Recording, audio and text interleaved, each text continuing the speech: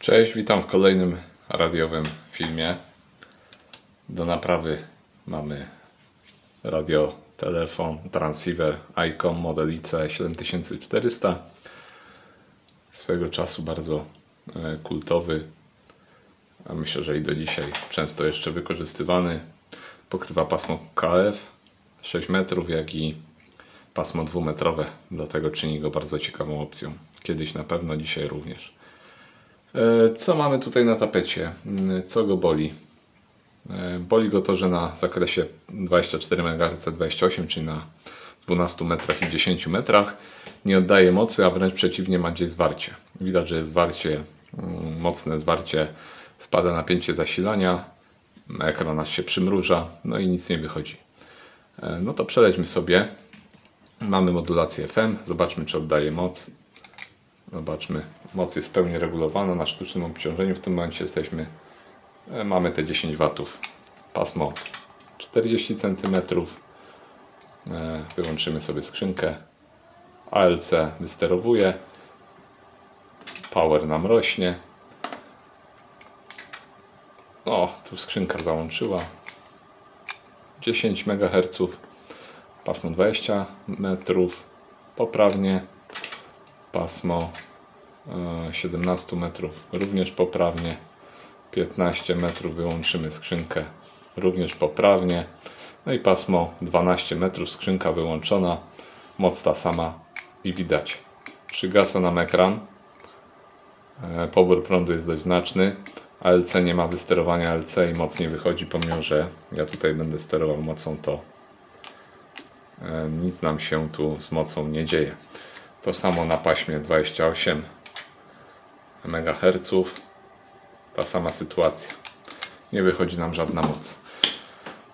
Takie wstępna diagnoza moja to jest, że coś jest za końcówką mocy, coś co jest zależne od pasma, a taką rzeczą co jest za końcówką mocy i zależną od pasma, co już jest bezpośrednio przed anteną, a za tranzytorami mocy to jest LPF, obwody LPF, czyli Low Pass Filter.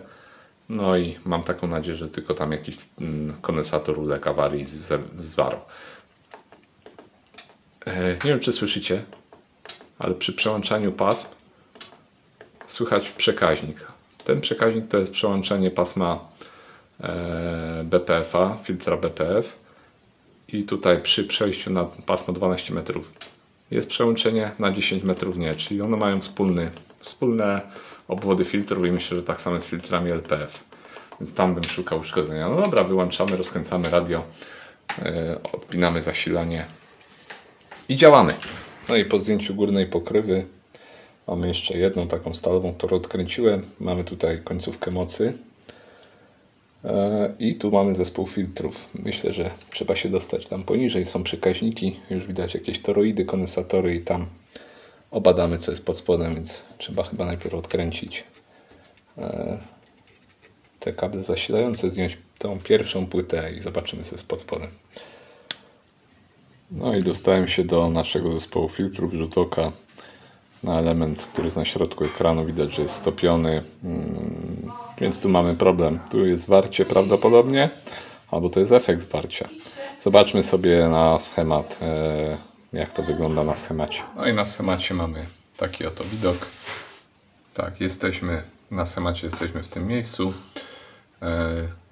To jest nasza nadtopiona cewka, a tu mamy na tym kondensatorze, on jest połączony z jednej strony do masy, a z drugiej strony do tej cewki. No i tutaj mierząc mamy zwarcie. Więc albo ten kondensator jest zwarty, prawdopodobnie, że może kondensator odleciał, jest zwarty i robi nam tutaj taki problem, że duży prąd płynął przez cewkę do masy, przez ten kondensator i stopiło cewkę. Więc no, trzeba wymienić ten kondensator. Najpierw go wylutujemy, żeby zobaczyć, czy nam się coś poprawia.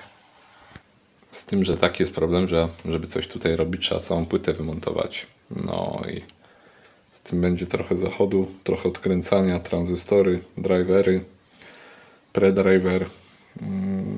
No i tu jest jedyna problematyczna sprawa, dostać się do tego. Także, no ale chyba nie ma wyjścia. Tu jest za mało miejsca, żeby coś tu grzać.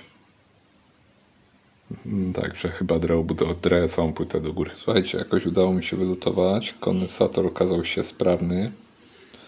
Natomiast to zostało z cewki jednej, wyprowadzenie zupełnie odpadło. Natomiast reszta odeszła bez problemu, spalona budowa i okazało się, że zwarcie robiła, może zobaczymy, jeszcze nie oczyściłem padów, ale zwarcie robiło tutaj to wyprowadzenie cewki. Tu mamy pole masowe, na którym leżał kondensator, a tu to pole do którego była lutowana cewka. No i po prostu wyprowadzenie cewki zwarło się z masą i powodowało zwarcie. Przegrzała się cewka, zwarło z masą. Oczyszczę to. Trzeba wstawić cewkę, dławik 10 mikrohenrów, kondensator. No i zobaczymy. No i nie wiem, czy widać, ale udało mi się wlutować taką cewkę, znalazłem. Podmieniłem kondensator. Troszkę nadpaliłem tutaj przekaźnik, ale jest połączenie, nie ma zwarcia, także składam i testuję. Tak jak widać, tu nie ma za dużo manewru, ciasnawo, ale jakoś wcisnąłem tam cewkę. 86 ohmów, czyli wszystko w porządku, podobnie jak na reszcie przekaźników.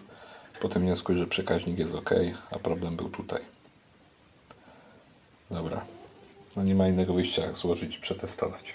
No i wracamy do tematu. Wymienione elementy nie pomogły, więc ponowiłem pomiary i okazało się, że po wybraniu przełącznikiem powinien załączyć się ten przekaźnik, napięcie pojawia się na cewce, ale nie zwiera nam ten przekaźnik, nie ma połączenia przez te filtry, więc para idzie w gwizdek, bo nie ma przejścia przez filtry na wyjście. No i musimy się zająć tym przekaźnikiem. Prawdopodobnie zużył się albo się zawiesił, więc chyba trzeba będzie go wymienić. Znów wracamy po przerwie. Okazało się, że przekaźnik był zakleszczony, stąd cała ta awaria. W tym momencie widać, on pracuje i załącza. Ja zdjąłem po prostu z niego tą czapkę, więc teraz musimy go uszczelnić. Mam sposób na to. Koszulka termokurczliwa, szersza, zakleszczona koszulka z klejem. U góry zrobimy taki kapturek zaciskany, a tu podgrzejemy, mocno zaciśnie. No i tyle. W tym momencie sprawdzałem to. 24 pasmo, modulacja FM i moc wychodzi. Luknijmy FM, ALC rośnie, moc wychodzi, możemy sobie nawet pociągnąć troszkę mocy. Jak widać, wszystko w tym momencie działa, moc się pojawia. Także dobrze to działa. No tyle. Nieładnie to wygląda, ale zakładałem, że muszę odkręcać wszystkie tranzystory, drivery, tranzystory z sekcji KF-owej, UKF-owej, 2-metrowej. No to nakład pracy jest trochę duży, a dojście jakieś od góry było. Dobra, składam. No i tak to wygląda w moim wykonaniu. To jest szczelne, bo koszulkę z klejem, ona się zacisnęła na przekaźniku. Od góry ten wałeczek, który się zaciska, ta szyjka jest zaciśnięta, klej wypływa i to jest naprawdę szczelne. Nie ma dopływu tutaj wilgoci i złych rzeczy do przekaźnika, także po naprawie tak wygląda naprawa. Czyli przyczyną był przekaźnik, potem z racji, że on się nie przełączał, więc WC tutaj ładowało nam przez ten dławik, on się stopił, zrobił nam zwarcie do masy i takie mamy oto efekty. No dobra, składam. Trzeba oddawać właścicielowi, ponieważ czeka na łączności DX-y. Pozdrawiam kolegę Mariana. O, jak już jesteśmy na płycie, to warto wypiąć bezpiecznik, przekręcić go, żeby odświeżyć styki. Na nim też potrafi być dość duży spadek napięcia przy nadawaniu. Te dokręcamy dość stabilnie i mocno. Były ruszone, więc powinny mieć dobre przejście. No zakładam płytę, testy. Jak się mi radio zagrzeje, to jeszcze zestroimy częstotliwości. odniesienia, bo troszeczkę jest przesunięte. No i aby dokonać regulacji częstotliwości odniesienia, trzeba zdemontować jeszcze jedną płytę. Tu mamy potencjometr do tejże regulacji. Można nastawić na 64 MHz generowane tutaj na tym złączu. A można się też posłużyć drugim radiem, które wiemy, że jest w częstotliwości. To tak na szybko są dwa sposoby. Ten drugi wygląda tak, że 1, 2, 1, 2 test, 1, 2, 1, 2 test. Wołamy po prostu i podczas modulacji regulujemy sobie. Może niedokładne, ale tak też można. Tak też można i wielu tak robi. No co, teraz trzeba zaczekać, aż się to nagrzeje, także ja założę pokrywę, bo można dokonywać regulacji z zewnątrz jeszcze. Także zakładam pokrywę i czekam, aż się nagrzeje. I ostateczna regulacja. Jesteśmy już po złożeniu radia. Wszystko wygląda, że działa poprawnie. Także zróbmy sobie zjazd na wyświetlacz. Może zrobimy test w FM, powiedzmy. Mamy FM, oddaje moc 24. FM oddaje moc. Zwróćmy na 28. Dajmy SSB. Włączymy sobie monitory na drugim radiu. No i jeszcze test modulacji. 1, 2, 1, 2, 3, 1, 2, 3, test. I wszystko działa, także radio może wracać do właściciela, który już pewnie przebiera nogami. Pozdrawiam, trzymajcie się, cześć.